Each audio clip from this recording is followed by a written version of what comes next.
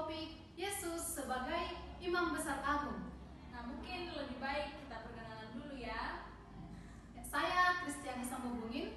Saya Selma Taritan Dibilang yang akan menjadi host kita dalam topik kita saat ini, yaitu Yesus sebagai Imam Besar Agung.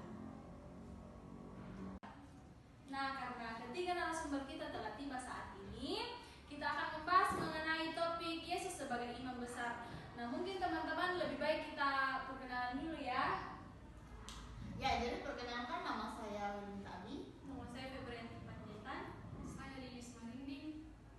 Nah, teman-teman, mungkin lebih baik kita langsung masuk saja ke intinya ya. Oke, teman-teman, menurut kalian imam itu siapa sih? Menurut saya, kata imam dalam konteks perjanjian lama mengandung pengertian seseorang yang bertugas dalam mengurus peribadahan. Nah, tugas imam yang demikian bukan berarti dapat dilakukan oleh siapa saja. Namun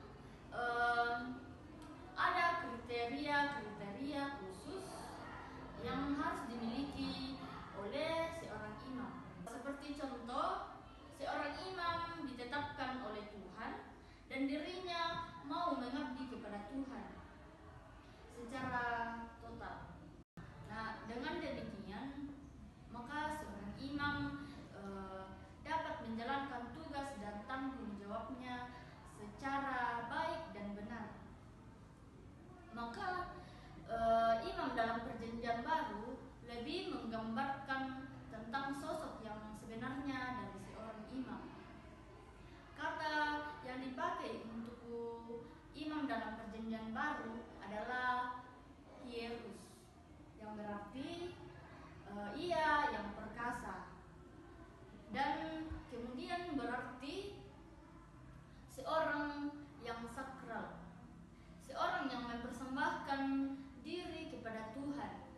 Nah, pengertian kata imam dalam perjanjian baru memperjelas jati diri dari imam tersebut, yaitu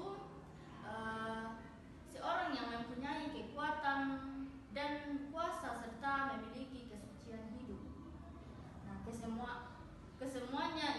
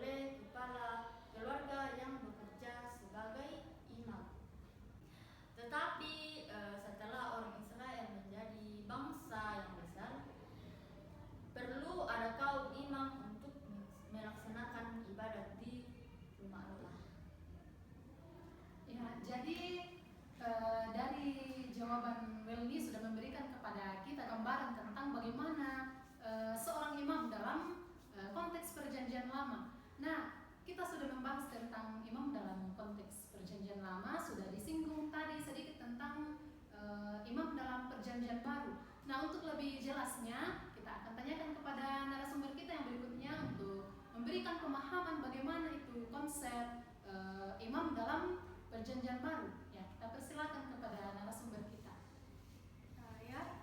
Tentang konsep imam menurut Perjanjian Baru. Dalam Perjanjian Baru banyak tugas yang dilakukan oleh imam. Dalam Perjanjian Lama tetap dijalankan. Contohnya dalam Injil Lukas 1 ayat 8, Sakaria melakukan tugas keamanan setelah diundi. Mirip dengan pembagian tugas imam dalam Tawarik 24, ini menunjukkan bahwa pelaksanaan tugas imam tidak banyak berubah. Selain itu, dalam Injil Matius 8 ayat yang keempat, Yesus menyuruh orang yang sembuh dari kusta untuk menunjukkan dirinya kepada imam, yang menunjukkan bahwa fungsi imam tetap penting. Imam berperan dalam memastikan apakah seseorang menderita kusta atau sudah sembuh. Dalam Imamat 14 ayat 2 hingga ayatnya yang keempat. Ini menegaskan bahwa tugas dan jabatan imam masih berfokus pada masalah agama. Namun, seiring berjalannya waktu, imam juga mulai terlibat dalam urusan politik. Nah, setelah tidak ada lagi raja di Israel, kuasa imam semakin meluas. Mereka tidak hanya mengajar, tetapi juga berkuasa di bidang politik. Nah, imam besar juga menjadi pemimpin dalam rapat agama dan di bawah pemerintahan Romawi.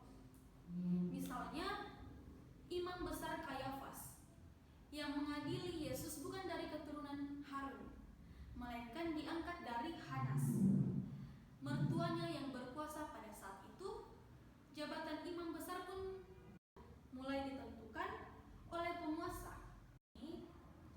Nah, dari perubahan ini menyebabkan fungsi imam yang seharusnya mengurus masalah agama melebar luas ke urusan politik. Jabatan imam bisa dipegang oleh orang yang bukan keturunan Harun. Hal ini mempengaruhi kelangsungan ibadah Israel dan pengajaran hukum Tuhan yang semakin kehilangan makna. Nah, akibatnya umat mengalami kemerosotan rohani karena pengajaran firman melemah. Dalam Perjanjian Baru, makna imam mengalami perubahan. Imam tidak lagi fokus pada aturan pelaksanaan ibadah atau cara mempersembahkan kurban, tetapi pada penggenapan kurban Perjanjian Lama oleh Yesus Kristus. Nah, Yesus bertindak sebagai imam yang besar yang mempersembahkan kurban sekali untuk selamanya demi memperdamaikan manusia dengan Allah. Atau dalam Ibrani yang ayatnya yang ke-8.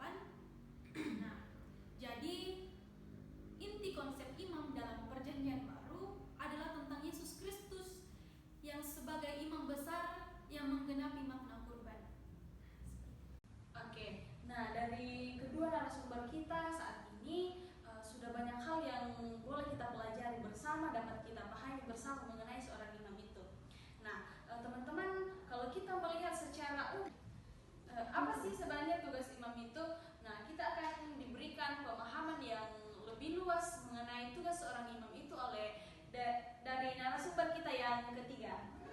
Ya, secara umum tugas imam dalam kehidupan peribadahan umat Israel adalah memimpin mereka untuk beribadah kepada Allah dan berusaha agar peribadahan umat itu berlangsung secara benar dan teratur menurut tata kebiasaan agamawi yang berlaku.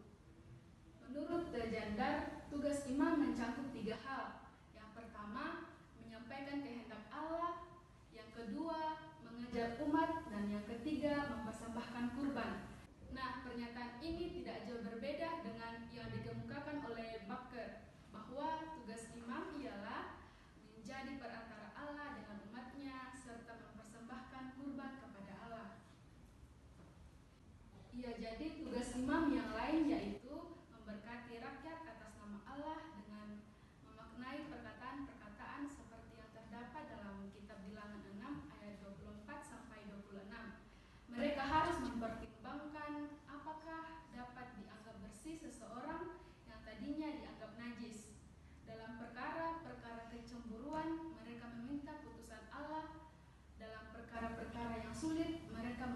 nasihat. Ya, jadi dapat disimpulkan bahwa imam memiliki tugas untuk membawa umat Israel beribadah kepada Allah.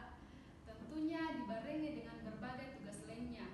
Artinya, tugas terhadap umat Israel untuk diperhadapkan kepada Allah merupakan tugas utama. Tugas lain diantaranya mempelajari dan menafsirkan maksud dari peraturan-peraturan dan hukum-hukum tentang kurban persembahan, serta memberikan nasihat-nasihat mengenai cara pelaksanaan yang baik. Berkenan dengan pelaksanaan peribadahan, maka seorang imam berfungsi dalam mengawasi sistem kurban sebagai pemeliharaan tradisi-tradisi kultis serta berfungsi menyampaikan berkat. Dalam masalah pelaksanaan peribadahan, Hilson menjelaskan salah satu hal yang penting dalam ibadah Israel, yaitu korban persembahan. Imam bukan satu-satunya orang yang berhak untuk mempersembahkan kurban. Artinya bahwa masalah mempersembahkan kurban bisa dilakukan oleh orang lain yang bukan imam. Buktinya dalam kitab Hakim-Hakim 6 ayat 25 sampai 26 yang menjelaskan bagaimana Gideon mempersembahkan lembu jantan berumur 7 tahun di atas mezbah yang didirikan kepada Tuhan. Demikian juga kisah Manoah yang mempersembahkan seekor anak kambing dan korban sajian kepada Tuhan yang terdapat dalam kitab Hakim-Hakim 13 ayat 19. Jadi, masalah mempersembahkan kurban tidak semata-mata tugas imam, tetapi dapat dikerjakan oleh orang lain juga. Dalam hal ini, imam berperan hanya mengawasi pelaksanaan persembahan kurban, apapun bentuknya. Mengenai fungsi seseorang imam berkenaan dengan sistem kurban, Rowley berpendapat bahwa peran kaum imam terutama untuk mengawasi penggunaan darah. Ya, jadi darah dianggap keramat dan harus dituangkan di depan mezbah. Terdapat dalam kitab Imamat 4 ayat yang ke-34.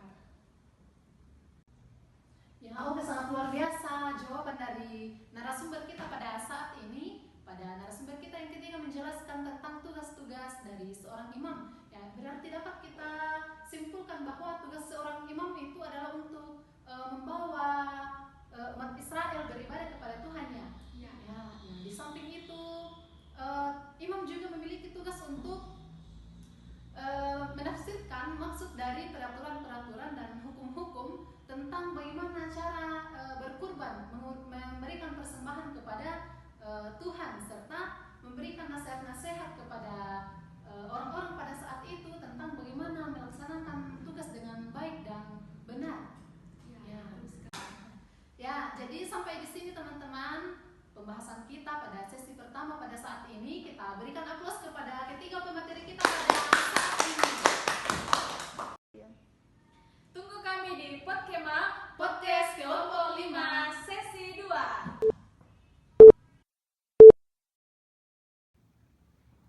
Kembali lagi dengan kami di Podkema Podcast Kelompok 5 Sesi 2.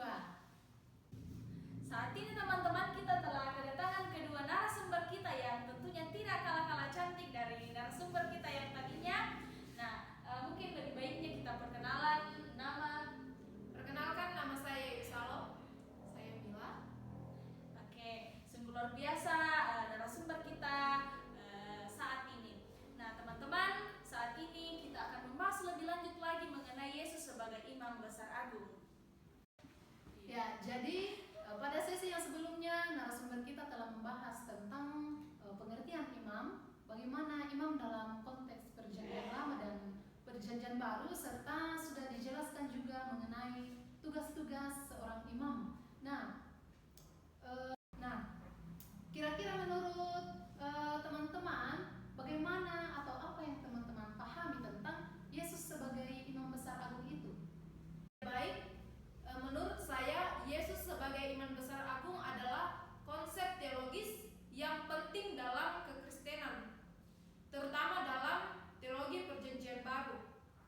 Konsep ini sebagian besar diuraikan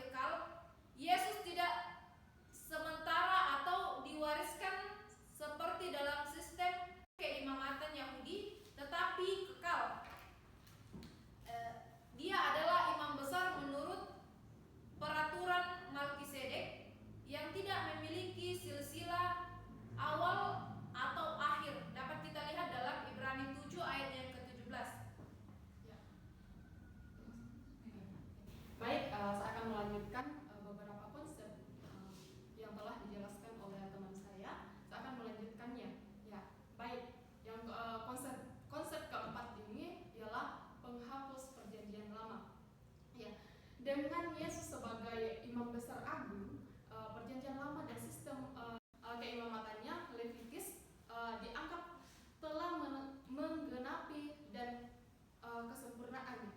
Ya, Yesus membawa perjanjian baru di mana pengampunan dosa dan hubungan dengan Allah didasarkan pada imam kepadanya.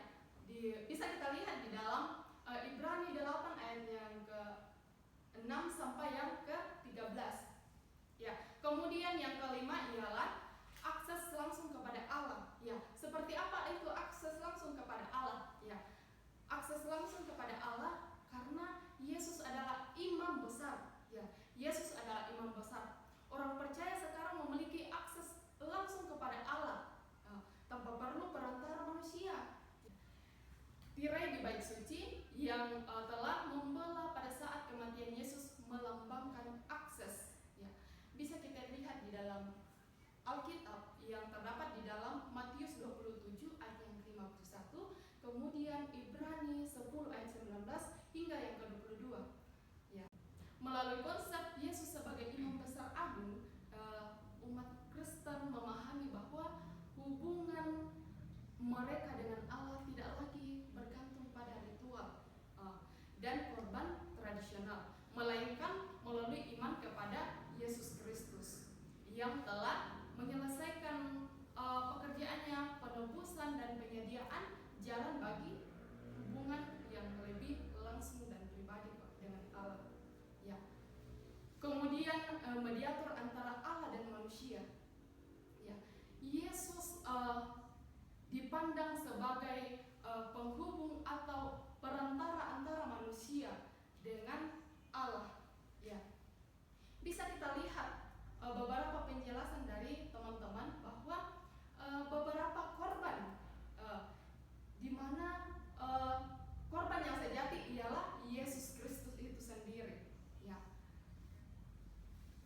Hal ini berbeda dengan imam-imam dalam perjanjian lama yang harus mempersembahkan korban berulang kali yang telah dijelaskan oleh beberapa teman kita tadi. Ya, contohnya yaitu Nabi Nuh. Ya, mungkin itu dari saya. Saya berikan kepada Ya, jadi terima kasih kepada para narasumber kita pada saat ini yang telah meluangkan waktunya memberi kita pemahaman lebih mendalam tentang Yesus Kristus sebagai imam besar agung. Ya, kita berikan aplaus yang meriah kepada narasumber kita pada